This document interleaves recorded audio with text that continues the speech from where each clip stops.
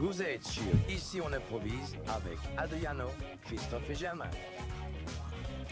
Hello les amis, aujourd'hui nous sommes avec vous pour vous présenter une nouvelle personne de Namurice Joke, un nouvel humoriste, Ángel Ramos Sánchez. Est-ce que je le prononce bien ? Presque. Alors, correctement, ça donnerait ceci, Ángel Ramos Sánchez. Ah oui. Ah bah vous n'étiez pas très loin. Hein. Oh, c'est tellement gentil. C'est pour ça que je l'ai laissé le dire, parce que moi j'ai l'habitude, je suis d'origine latino, et donc je voulais voir comment mon collègue allait se débrouiller. On a répété pourtant. Alors on vous a... Il y a le travail derrière. Ouais. Ah, Merci. Ça a été une semaine de coaching intensif.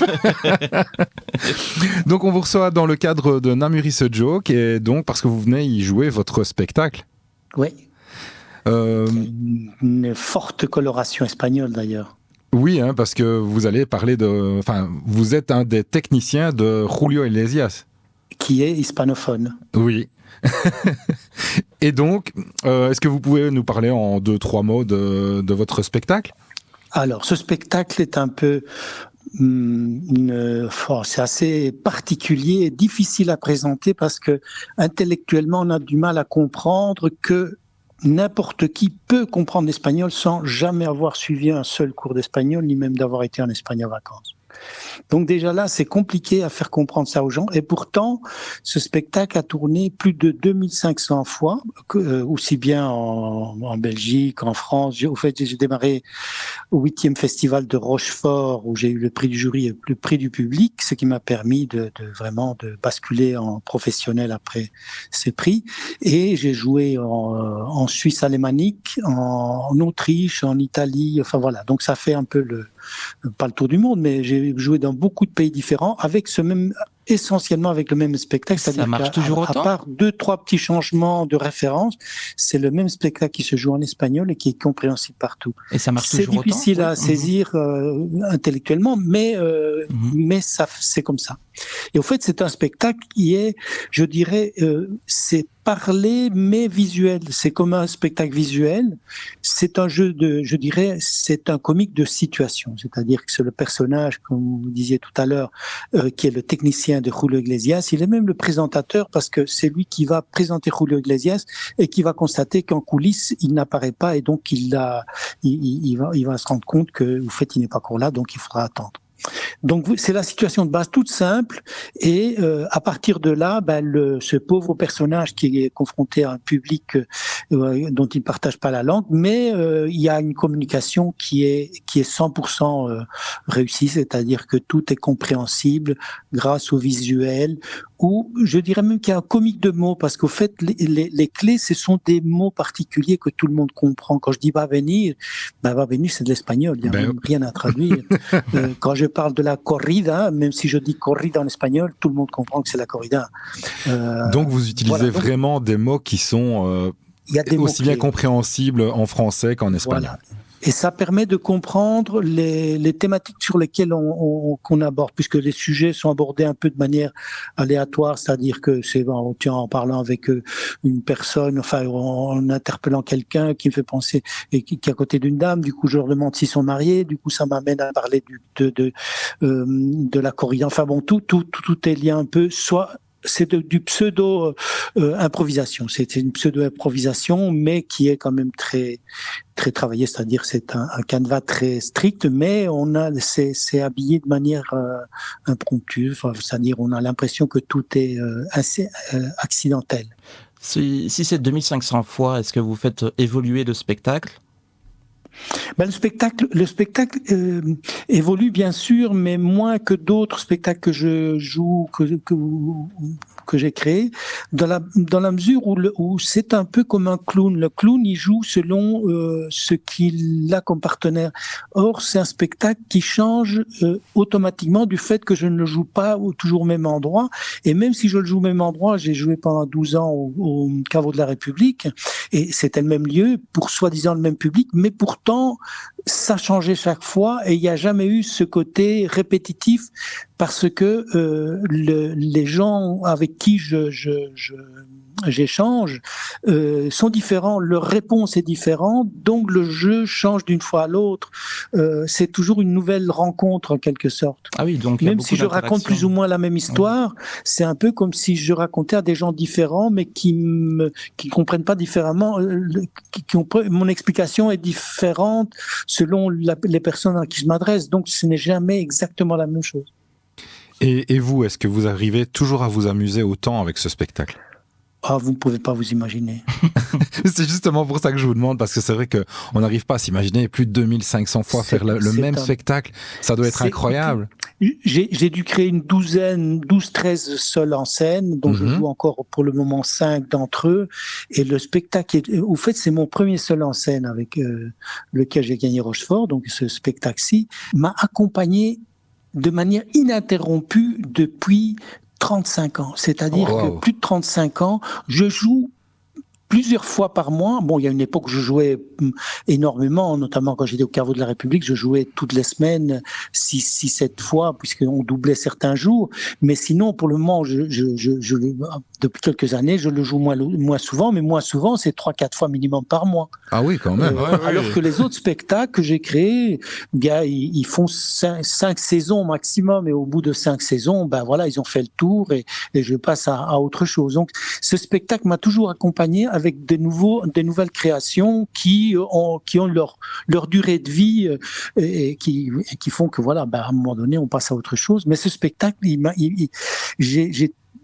comme il m'est toujours demandé et que j'ai du plaisir à le jouer, j'ai vraiment aucune raison de ne pas me faire ce plaisir. Je pourrais vous demander une petite anecdote de ce spectacle, une des meilleures anecdotes que vous avez en tête?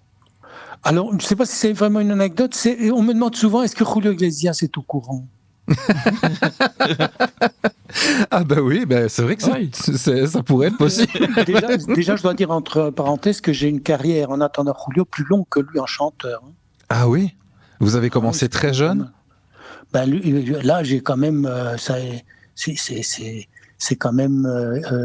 il y a quelque temps qu'on n'entend plus, alors que moi, je l'attends toujours. C'est vrai. Et vous jouez encore? Ça me rend compte. Donc lui, ah oui, d'accord. Donc ça fait longtemps qu'on l'entend plus, et moi, je l'attends toujours. Quoi. Oui. Je me demande comment je vais. Voilà, c'est ça qui est incroyable, c'est que parfois il faut pas chercher à écrire, hein, ça vient tout seul. Non, ça vient tout seul, c'est vrai, comme vous venez de dire, c'est vrai. Et vous l'attendez toujours, et voilà quoi. Et voilà, pendant donc ce temps-là, l'anecdote que je voulais vous dire avant que je l'oublie. Dites. L'état de mon cerveau au moment où je vous parle. Donc, quand j'ai gagné Rochefort, il y avait une émission à la télévision. Je crois que c'est la RTB, ou je ne sais, c'était Para Vosotros, c'était une émission adressée aux Espagnols, et la personne qui animait cette émission avait fait une interview. J'étais très fier de voir un Espagnol qui gagne le festival de Rochefort. Voilà, donc j'ai fait une interview pour cette émission, pour les Espagnols, et puis quelques années après, j'avais fait une autre création, un autre spectacle, je crois que c'était sur le CID, El Cid Campeador, et donc la même personne, cette même animatrice télé me fait nouveau une interview, et entre les deux, elle avait rencontré Julio Iglesias. Elle avait fait une interview de Julio Iglesias pour l'émission. Et à ce moment-là, elle me dit, tiens, j'ai parlé de vous à Julio Iglesias, parce que je lui ai dit qu'il y avait un humoriste espagnol qui me présente, et que voilà, je n'arrive pas. Ça, c'est la première chose. Et puis, des années après, j'ai une personne qui travaille pour moi, pour ma communication, et dont sa sœur est la présidente du fan club de Julio Iglesias. Et j'avais fait un DVD, et donc Julio Iglesias a reçu chez lui mon DVD. Alors, est-ce qu'il a regardé ça? Je ne sais pas. Voilà. Mais en tout cas, il est au courant. D'une manière ou d'une autre, il sait. Il ne sait pas que j'ai acheté des appartements en Espagne avec l'argent que je me suis fait tout en Ah bah oui, mais voilà, il serait sûrement il est content courant. pour vous, j'en suis sûr et certain. Il va trouver une chanson. Il va faire une chanson à votre nom. Ouais, bah, si on le permet, parce que je crois qu'on va le mettre en prison, si j'ai bien compris. Aïe. Ah oui. Et ouais, donc là, J'ai eu des échos, mais j'essaie de ne pas trop mettre au courant parce que c'est quand même mon business. Si je ne peux plus le présenter, ça va être un peu embêtant pour moi. oui, j'imagine. Il y a des rappeurs qui ont trouvé leur meilleure chanson en prison. Donc... Il y en a qui ils écrivent des livres aussi, des ex-présidents. J'y pensais justement, je vous promets. Oui. Non, mais voilà. Et vous, donc ici à Namur, ce sera. C'est samedi prochain. C'est le samedi 28 à 15h. Alors c'est la salle Tambour. Oui, hein, c'est la salle Tambour au Delta. Oui. Donc on invite tous les auditeurs à ne pas le louper, d'aller chercher des places pour venir vous voir. Les Espagnols, les gens qui suivent des cours d'espagnol, les gens qui auraient voulu faire des études d'apprendre l'espagnol et qui ne sont pas lancés, c'est tous ces gens-là qui viennent, ils vont sortir en disant mais enfin c'est génial, comme c'est facile de comprendre l'espagnol. Et on espère qu'on va vous aider à remplir cette salle du Tambour et pouvoir passer une excellente soirée avec les personnes qui seront avec vous. Je peux vous assurer, ça, je ne suis pas du style vantard, hein, mais je peux vous assurer que les gens qui seront là vont passer un bon moment. Je n'en doute même pas. Moi, je me rappelle de vous. À l'époque, il me semble que vous étiez passé dans l'émission Bon Week-end. Sur la RTB ou quelque chose. Oui, je me souviens très bien. Ouais, ça m'avait marqué. C'est possible. Moi, j'ai fait très peu d'interventions de télé. C'est pas vraiment mon spécialité. La télé demande un rythme particulier qui ne correspond pas à la scène. Mais c'est peut-être une des rares fois que j'ai fait une émission. Je suis passé chez les Taloches, le ciné Taloche. Oui, ça aussi. Et alors, la première télé, ça c'est peut-être aussi intéressant, je ne sais pas si on a encore de vous tracassez pas. Donc je gagne Rochefort, alors ça vaut quand même le coup de le signaler, l'année, le 8e édition du Festival international du rire de Rochefort, 2 Français étaient présents au concours. Un certain Palmade qui avait 19 ans, qui n'était pas encore connu, mais qui commençait à être un peu connu dans les milieux parisiens, et une autre Française qui s'appelait Chantal, et qui s'appelle toujours Chantal Latsou. Donc ces 2 Français qui étaient là au festival, j'ai eu le prix du jury et plus du public, ce qui est quand même pas mal. C'est même très très bien. Année où il y avait que des bras cassés, quoi. Oui, non, je vois, vu le niveau, franchement. Et donc, suite à ça, il y avait l'émission de l'époque d'humour, c'était Tataillé Show. Ah oui. Le Tataillé. Et de Genève avait vu je sais pas s'il avait vu à la télé, parce que c'était pas salé à la télé où il était dans la salle. Il avait vraiment beaucoup aimé mon extrait, ma présentation. Et donc, il m'a tout de suite invité pour aller faire l'émission de Signé Taloche.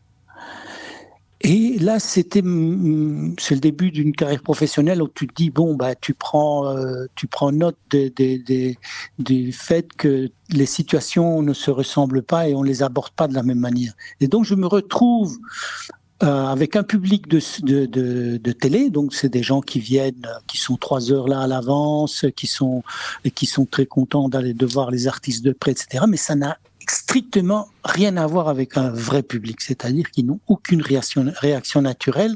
Or, mon jeu n'est pas, je veux dire, c'est pas le jeu dans lequel les gens, il y a juste à applaudir, rire. Il y a quand même une interaction. Mmh.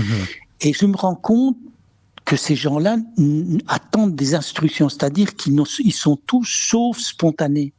Et ça m'a complètement déstabilisé. Je me dis, punaise, mais comment je vais m'en sortir? Alors, pour ne prendre qu'un petit exemple, je vais pas dévoiler les trucs du spectacle, mais il y a un moment où, comme j'attends Julio Iglesias, j'ai un paquet de chips, et du coup, je mange mes chips en attendant que Julio n'arrive.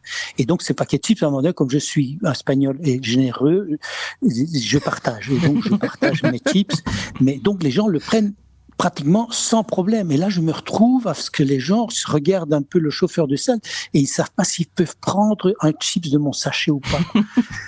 J'ai eu un moment de grande solitude. J'imagine. Et en plus, il me semble que j'ai vu ce passage justement dans la publicité pour Namuris Joke.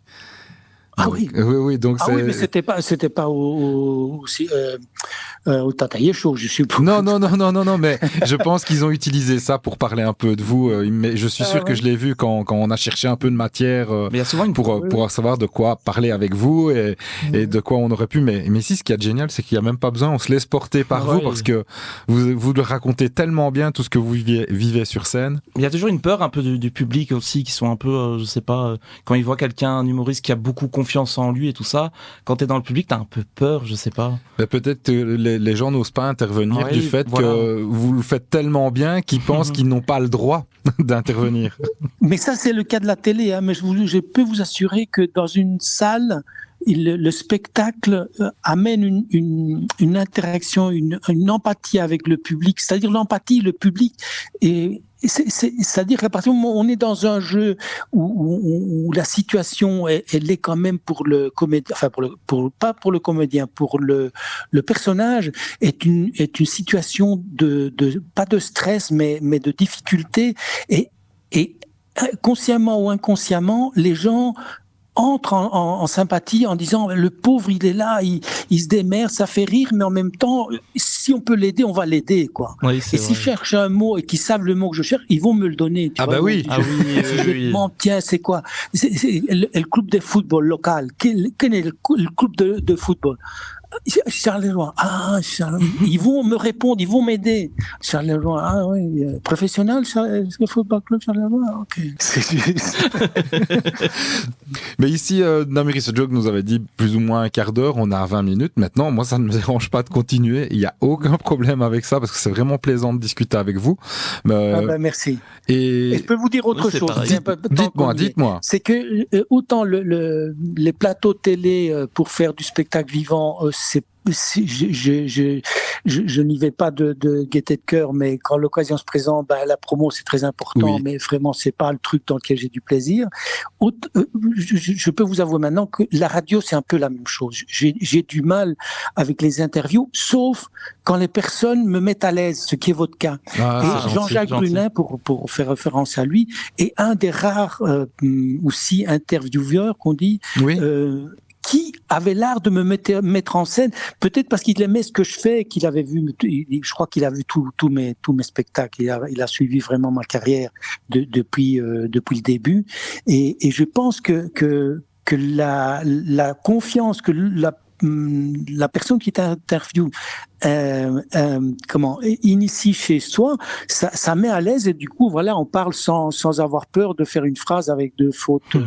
Je suis espagnol, hein, donc au départ j'ai un retard scolaire, donc dès que je suis un peu tendu, un peu stressé, je fais des fautes d'orthographe en parlant. Mais c'est aussi le charme en fait des origines, parce qu'en fait il y a rien à faire, vous revenez, c'est la base, c'est l'espagnol qui vient en premier avant le français, et en fait c'est ce qui fait le charme, c'est ce qu'on dit souvent en fait quand on a des personnes qui viennent dans l'émission et qui ont un petit accent, c'est justement ce qui est agréable pour nous à l'oreille. J'ai encore une petite anecdote parce que vraiment vous me mettez là, on peut parler pendant une heure. Bien sûr, il n'y a aucun problème pour nous. Que j'attends, je me dis ça va durer un quart d'heure, je vais souffler un quart d'heure et puis l'interview sera terminée.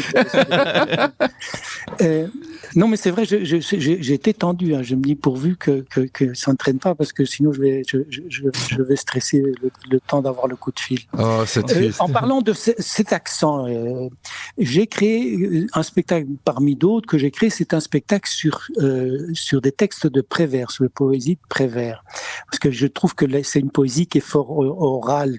Ça, il y a quelque chose de l'ordre de l'oralité musical limite de Jacques Prévert, et j'avais travaillé avec un professeur du conservatoire de Liège et qui m'aidait à dire attends, on dit pas puis mais puis enfin bon des trucs, donc j'étais très attentif quand je disais mes textes à faire attention à 8 pas 8, enfin des trucs classiques, des fautes classiques qui est belge aussi, hein. Un espagnol habitant en Belgique quoi.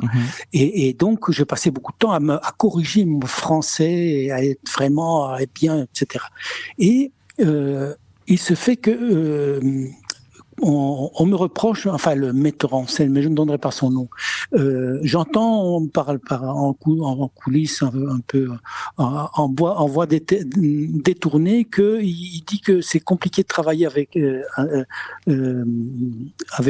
quelqu'un qui maîtrise pas le français parfaitement. Et donc je me suis donné à Paris.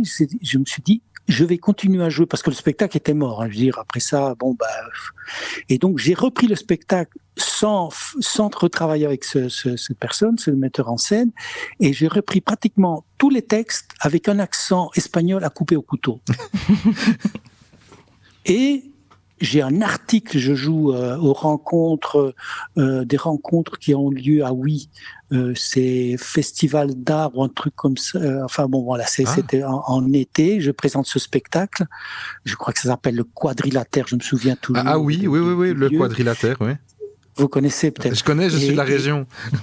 Et là, pour la première fois, je dis on verra ce que ça donne. Je joue mon spectacle avec mon accent, on comprend, mais on se dit punaise, il y a pas longtemps qu'il est en Belgique, lui. Hein.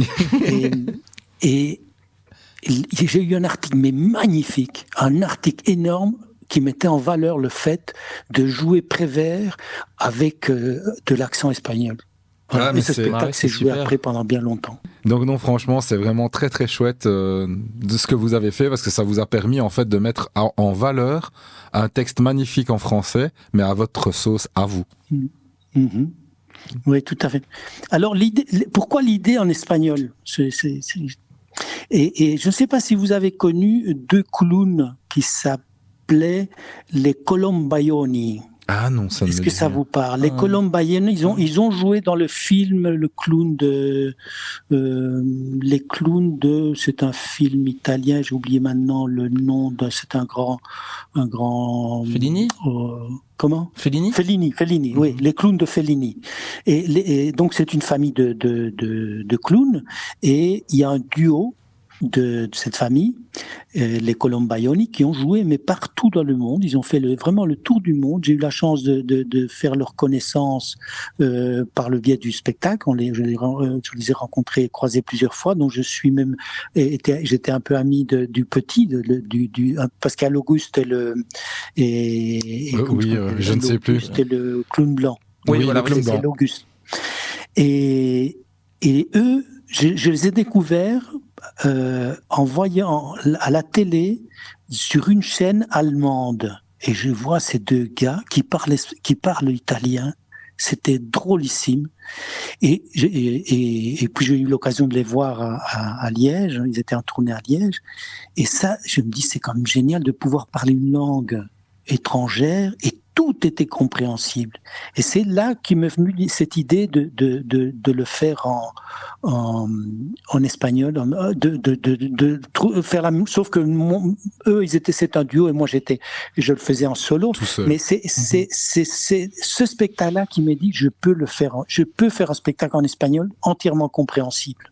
Et ça donne des couleurs. Hein. Oui, hein, ça apporte une dimension différente. Rien à faire. C'est un peu comme Roberto Benigni aussi. Ça me... Oui.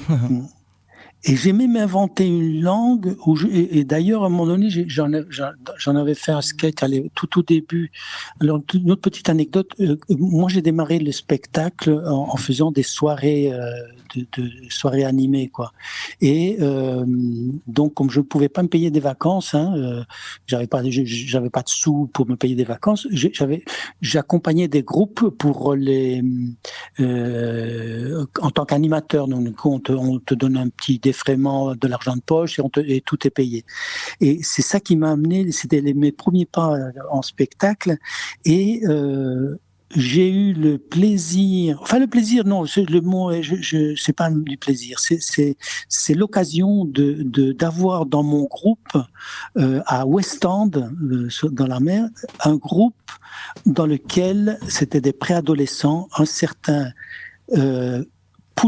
Benoît Poulvoort, qui devait avoir 12-13 ans, et qui était déjà, il y avait déjà ce côté, loin de s'imaginer de savoir ce qu'il allait devenir, mais c'était un gamin de merde, hein, c'était vraiment Ah oui, non, il fallait le tenir, le gars.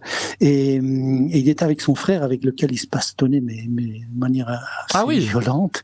Et il adorait jouer au football. Et moi, j'essayais de gérer mon groupe le mieux que je pouvais. Et c'était un groupe où il y avait un maximum, il y avait une majorité de filles.